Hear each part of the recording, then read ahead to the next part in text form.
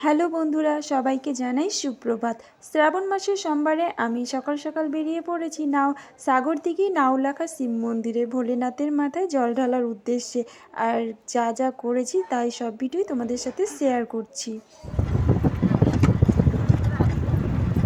রাস্তা দিয়ে যেতে যেতে প্রকৃতির এমন সৌন্দর্য যা মনকে সত্যি ভীষণভাবে ভালো রাখে। আর সকালবেলা যখন এরকম দৃশ্য তোমার চোখের সামনে পড়বে তখন তোমরাই বলো বন্ধুরা, ভালো কার না লাগে।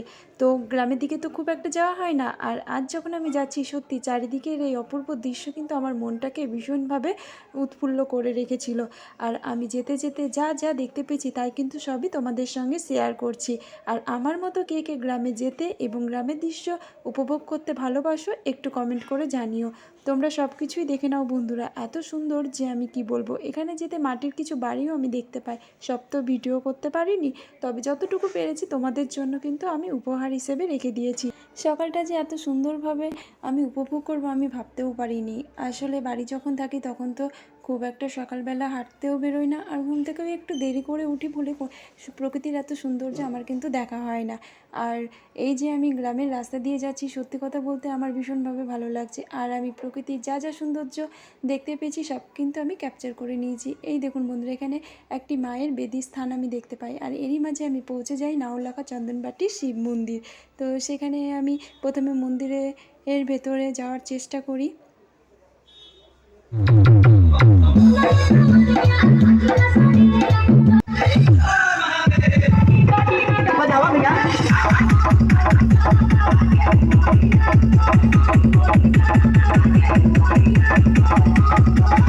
डीजे चिरंजीत रिमिक्स 5 ग्राम से। এটি কিন্তু শিব মন্দিরের গর্ভগৃহের অংশ, যেখানে ভোলেনাথ বসে আছেন। তো এই দেখুন ভোলেনাথের শিবলিঙ্গ, এটি কিন্তু বড় আকারের শিবলিঙ্গ, আর পাশেই ছিল পদ্ম পুকুর।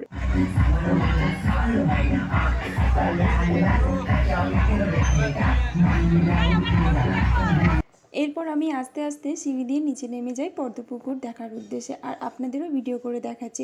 এই দেখুন বন্ধুরা, যারা এখানে বাবার মাথায় জল ঢালতে এসেছেন তারা কিন্তু সবাই এখানে জল ঢালার পরে একটু বসে রেস্ট করছিল। কারণ সবাই তো অনেক দূর দূর থেকে এসেছেন, তাই না? আমাদের মতো আমরা তো জিয়াগঞ্জ থেকে গেছি, আর ওনারাও হয়তো কোথাও দূর থেকে এসেছেন। আর এখানেই কিন্তু আমি ভোলেনাথের প্রসাদ পেয়ে যাই। আর এখানে পাশে দেখি সেই পদ্মপুকুর থেকে তোলা পদ্ম কিন্তু এখানে বিক্রি হচ্ছিল। তো এই পাশে আরও ফুল, জল, দুধ, বেলপাতা সব কিন্তু বিক্রি হচ্ছিলো, যেখানে আপনারা কিনে বাবার মাথায় জল ঢালতে পারবেন।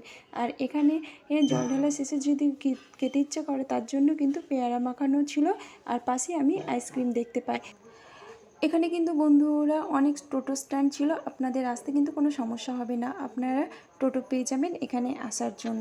এখানে একটি ঝালমুড়ির দোকানও আমি দেখতে পাই। আর এইভাবেই ভোলেনাথের চরণে 7টি দিন কাটি, আমার কিন্তু খুব ভালো লেগেছে। আর তারপরে আমরা বাড়ি চলে যাই। টাটা।